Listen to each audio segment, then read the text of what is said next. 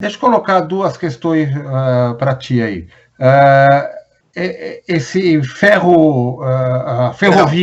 ferrogrão e o transporte marítimo, e já está em andamento, já estão em andamento estas obras? E quando há perspectiva de encerramento? Quando? Fala um pouquinho sobre isso.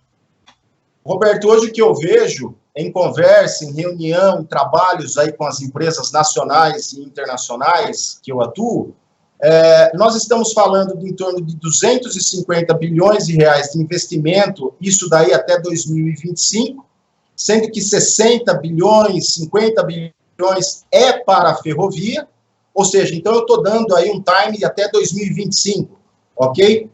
Mas quando eu interligo isso daí aos 5 intermodais que temos, hidrovia, rodovia, aerovia, os dutoviários que eu te mencionei, as rodovias, eu jogo esse número para 450 bilhões de reais aproximadamente até 2030, tá? 2030, 2031. A gente vai começar a observar, a partir do ano que vem, já um decréscimo, uma queda no custo do frete dos nossos transportes. Mais um. Nos nossos transportes, nas nossas mercadorias. Então, a gente vai começar a observar produtos, seja commodities ou de valores agregados, cada vez mais sendo interligados. Norte, Nordeste, Centro-Oeste, Sudeste, Sul. Então, é isso daí que está sendo explorado. 2021 a gente já começa a ver isso daí.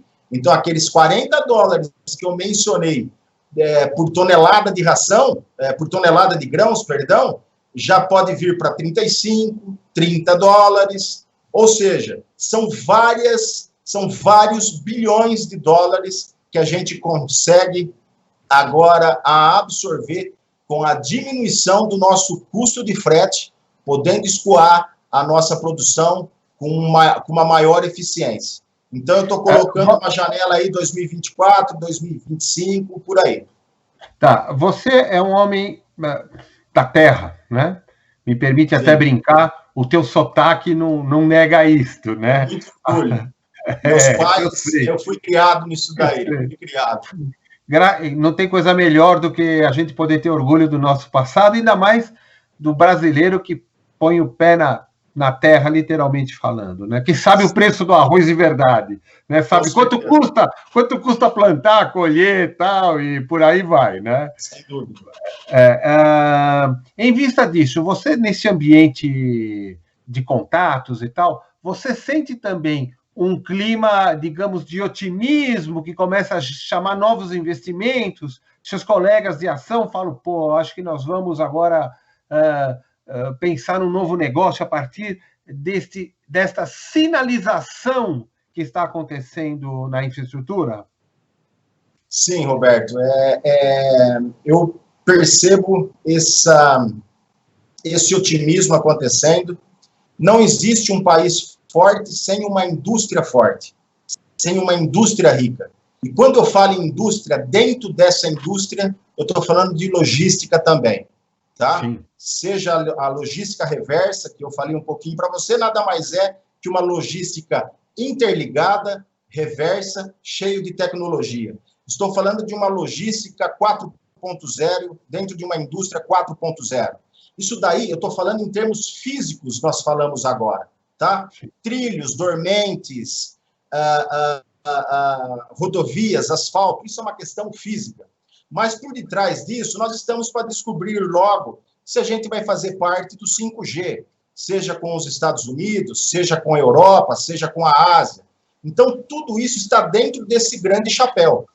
E também dentro desse grande chapéu, Roberto, eu gostaria de colocar, já falei da tecnologia, nós falamos de uma malha física acontecendo em termos de investimento no transporte modal, multimodal que temos no Brasil, porque é um país continental. Então, não é só a indústria e a tecnologia, né? Eu gostaria de falar aqui, dentro desse otimismo que você falou, nós temos hoje uma questão jurídica importante e que está sendo mantida cada vez mais. A gente nunca descumpriu contratos. Então, essa questão legal, jurídica, é importante, porque quando a gente fala de meio ambiente, nós estamos falando de preservar, de fazê-lo sustentável. E não podemos esquecer que temos uma uma agricultura ou uma exploração de agronegócio mais sustentável do mundo. Então, nós temos uma capacidade gigantesca de produzir alimentos de forma sustentável, seja ele de proteína animal ou vegetal. Nós temos ainda muita terra para ser explorada. Nós temos água, nós temos capacidade da luz solar. Nós somos um país extremamente com capacidade para produzir tudo isso, por uma demanda muito forte que vem especialmente da Ásia, seja da China, seja da Índia. Então, quando eu falo nessas questões tecnológicas, jurídicas, sustentabilidade, meio ambiente, eu estou falando nesse otimismo onde o Brasil já faz parte, porque nós somos, sim, sustentáveis. Nós preservamos o meio ambiente. Então, eu estou falando aqui nessa logística já no Green Bonds. Esse Green Bonds é que vai captar investimento, principalmente internacional, através da emissão do gás carbônico na atmosfera. Agora, se nós vamos falar também aqui da nossa matriz energética, é uma matriz energética extremamente renovável que nenhum outro lugar do mundo tem. Eu estou falando aqui de questões eólicas, de massa de celulose, né? As nossas usinas aqui de álcool, que tanto produz, né? Eólica, solar, e tantas, a hidroelétrica, né? A nossa maior composição através das águas. Então, isso daí, o Brasil tem, e nenhum país consegue ser tão competitivo como a gente. Então, quais são os dois pilares que hoje o mundo vê o Brasil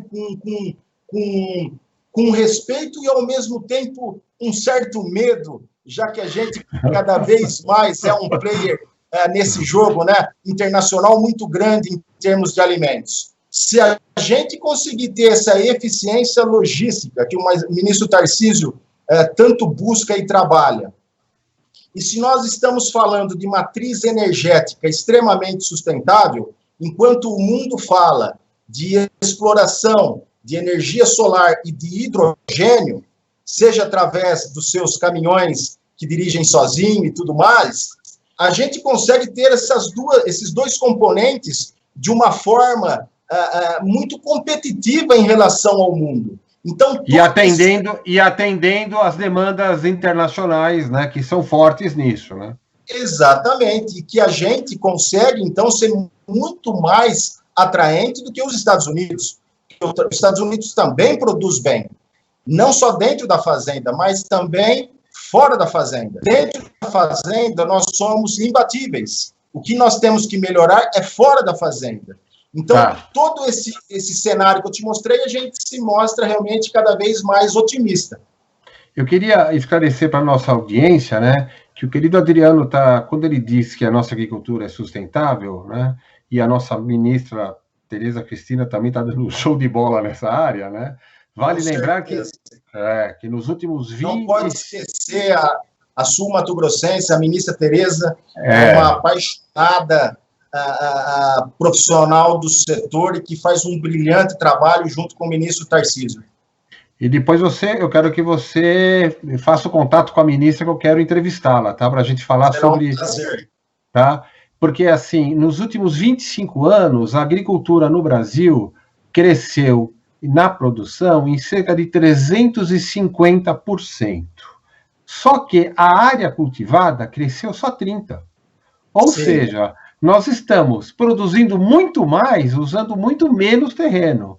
Ou seja, não estamos desmatando para produzir, estamos trabalhando com sustentabilidade. E, considerando que a energia hidroelétrica ela é limpa e representa 70%, basicamente, né, de toda a nossa produção, e temos entre eólica e solar quase chegando a 10%, nós já temos 80% limpo, basicamente. Então, de fato, nós estamos diante de um momento que, se a gente conseguir 3, 4 aninhos de calma nesse cenário, eu acho que nós vamos nos tornar uma potência muito maior nesse meio, né, Adriano? Sem dúvida, Roberto. Você falou essa calma aí.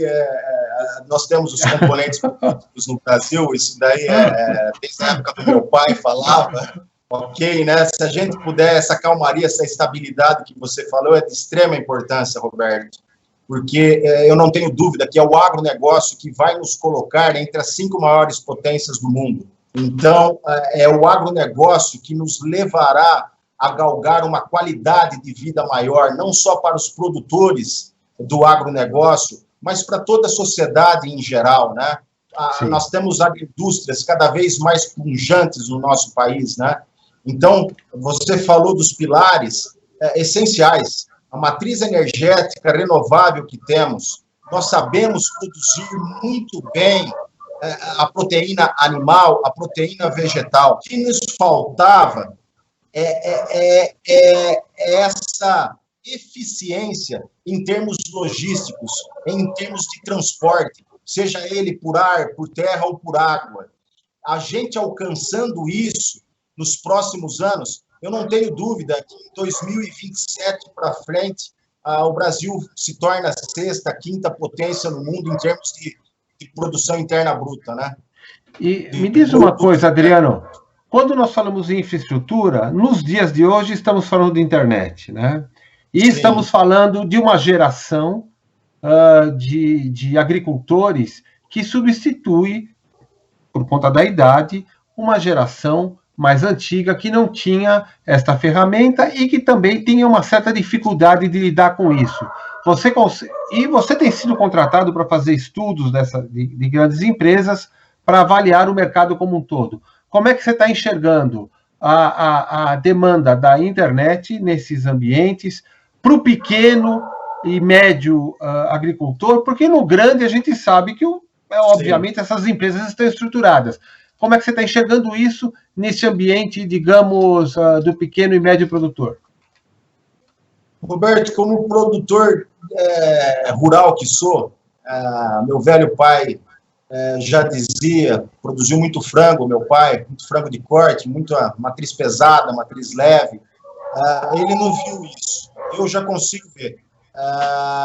Nas propriedades que eu visito, não só visito só as grandes, seja elas em algumas agroindústrias ou cooperativas, eu já consigo ver isso daí. Ou seja, eu já consigo ver esses produtores, não na grande maioria, ainda não, porque lembro que o Brasil é um país continental, o Brasil é um país com uma vasta área, mas eu já observo, sim, alguns produtores médios e pequenos tendo acesso ao 4G, ao 3G, agora ao 4G e brevemente ao 5G em suas propriedades. Isso daí dá um dinamismo para ele muito grande, dá uma competitividade muito grande para ele, não só em termos de organização, de planejamento, de informação, mas também por questões de segurança. Ele consegue colocar câmeras, ele consegue se comunicar com o meio de escoamento, com o caminhão que vai chegar, e, consequentemente, essas câmeras ligam nas rodovias, ou seja, dando mais segurança. Então, eu estou falando de comunicação. E essa comunicação está conseguindo, sim, chegar nesses pequenos e médios produtores, coisa que até 4, 5 anos atrás a gente não via.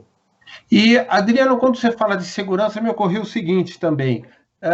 Já tem um movimento de redução do custo do seguro de transporte por conta há uma sinalização, pelo menos, com relação a isto? Você está falando ao seguro de transporte, não o seguro de produção.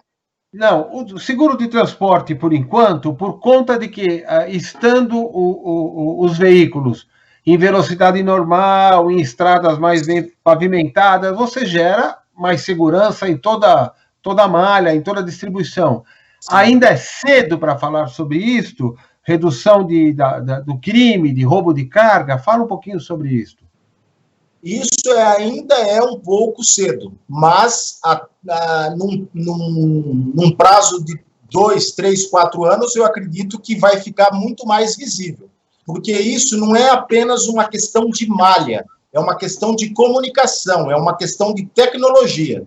Isso daí é o bolo na cereja. Quando você faz toda a infraestrutura do teu transporte, você vai colocando aos poucos a tecnologia, até que ele controle tudo automaticamente. Nós estamos falando de automação aí, seja no porto, seja na cabotagem, seja não só no porto, em termos aquífero, né, de água doce ou do mar, né, na costa. Estou falando também num porto seco, seja ele em Pederneiras, em Bauru, em Lucas do Rio Verde, em Rondonópolis, em Ilhéus.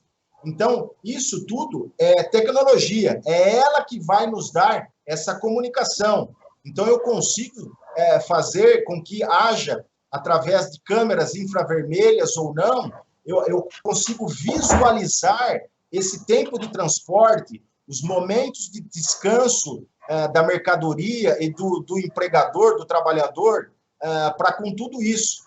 Ou seja, isso daí vai se chegar cada vez mais. Então, é a eficiência que nós estávamos falando, leva também a ter, no futuro próximo, uma queda no nosso custo de transporte em relação ao seguro.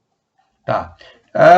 Os portos já estão também nessa linha de atuação mais tecnologicamente mais avançada, porque o Porto de Santos é antigo, quer dizer, os portos no Brasil são todos antigos, e sempre teve muito pouco investimento.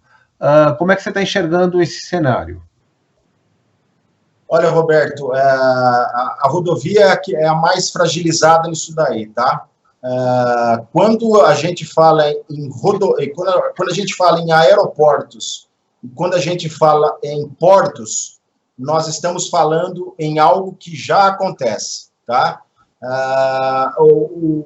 O ex-presidente Michel Temer já tinha feito um avanço nessa questão no Porto de Santos. E agora o ministro Tarcísio, no governo Bolsonaro, o governo Bolsonaro está investindo muito nessa questão. Você pega Porto de Santos e Porto Paranaguá, a eficiência deles, em termos de tempo de carga lá parada, essa burocracia toda já está diminuindo muito. E essa burocracia, que tanto nos onera, também leva a questões de roubo, facilita ainda mais o roubo. Ou seja, nós estamos vendo, sim, o decréscimo nessa questão de roubo de carga. Estou começando a ver também a questão da demora já diminuir, ou seja, estamos ganhando agilidade nisso daí.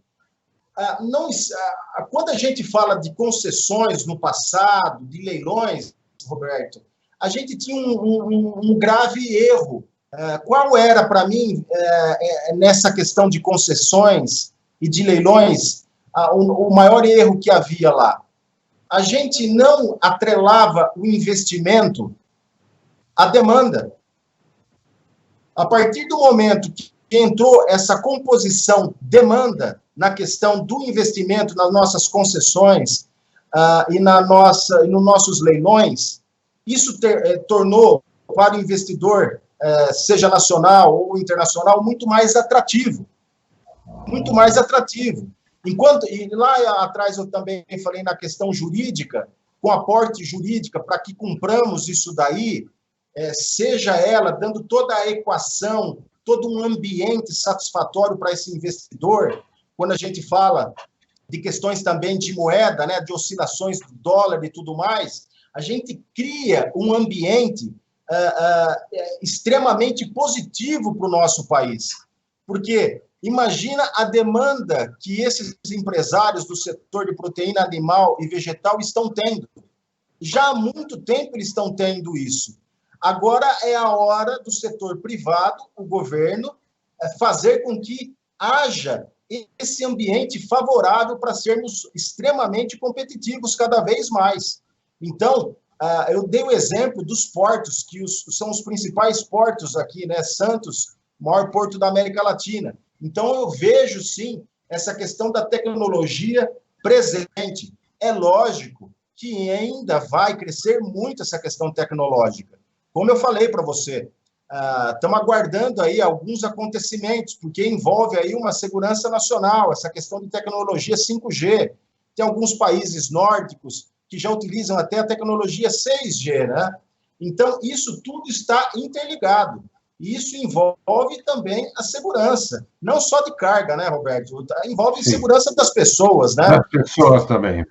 Com certeza. Se a gente for ver isso daí lá na CPTM de São Paulo, com mais de 20 milhões de pessoas sendo transportadas, então, envolve uma questão de segurança,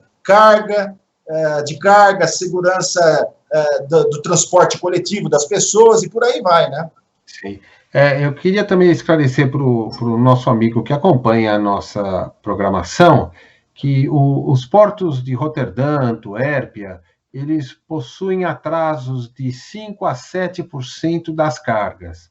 O de Santos chegou a ter 35% a 37% das cargas atrasadas. Ou seja, são índices que tornam inviável nossa competição no mercado internacional e se faz necessário, então, uma visão 360 graus desse ambiente. Nós já estamos chegando ao fim do nosso papo gostoso, tá? Queria te fazer uma pergunta que às vezes que eu gosto de fazer, de provocar os nossos amigos entrevistados. Se você fosse ministro da infraestrutura e da agricultura junto, tudo junto, você está com a caneta na mão, o que você faria? Roberto, É fácil, hein? Pergunta fácil. É fácil. Estou tentando captar aqui um pouco o espírito da ministra Tereza e do ministro Tarcísio. Eu acredito que a gente tem que estar muito próximo do agricultor, do produtor rural, tá? Não só dos grandes, não. Principalmente desses pequenos e desses médios.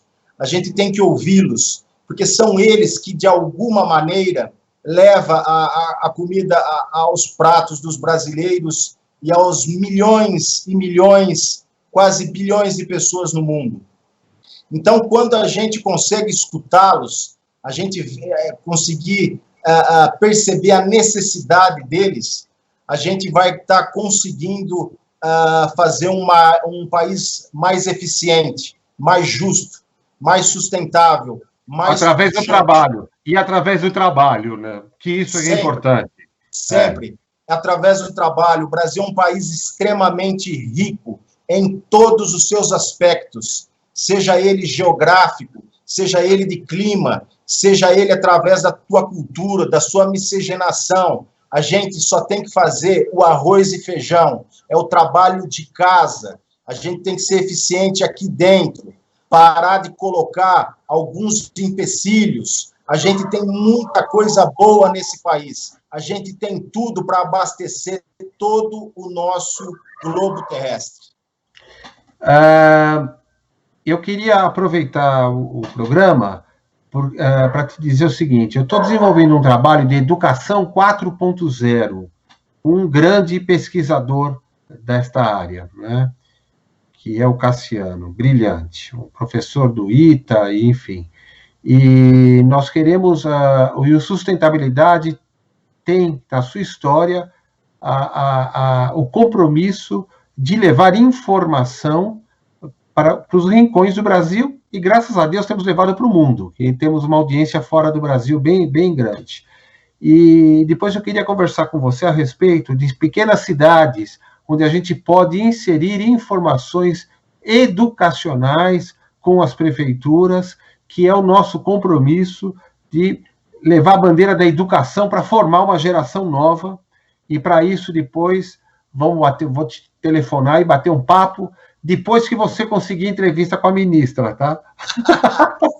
Roberto, será um prazer. Você muito bem colocou, não adianta a gente falar tudo de infraestrutura, tudo, se a gente não falar de educação. A gente tem que ter uma mão de obra especializada, né? Sim, sim. Tá ok. Olha, eu adorei a nossa prosa, né? Para mim funciona como um cafezinho, né? Que a gente fica batendo papo e fica colhendo informação. Espero que você tenha gostado também, né? Gostei muito, Roberto. Gostei muito. Foi um prazer enorme. E em breve eu vou te chamar de novo para a gente ir adiante nessa conversa aqui, tá? Vai ser um imenso prazer que eu puder contribuir para o teu canal, que eu puder contribuir para o agronegócio brasileiro. Eu vou ficar extremamente feliz. Tá ok. Muito obrigado. O programa Sustentabilidade encerra mais essa edição falando de temas que importam para o Brasil e para o mundo, que é o trabalho agrícola e a infraestrutura que está mantendo o Brasil funcionando há muitos anos. Voltamos na semana que vem com um tema tão importante quanto esse. Um grande abraço, Adriano. Brigadão e até breve. Muito obrigado, Roberto. Um abraço a todos. Até breve. Tchau. Tchau, Tchau, tchau. tchau.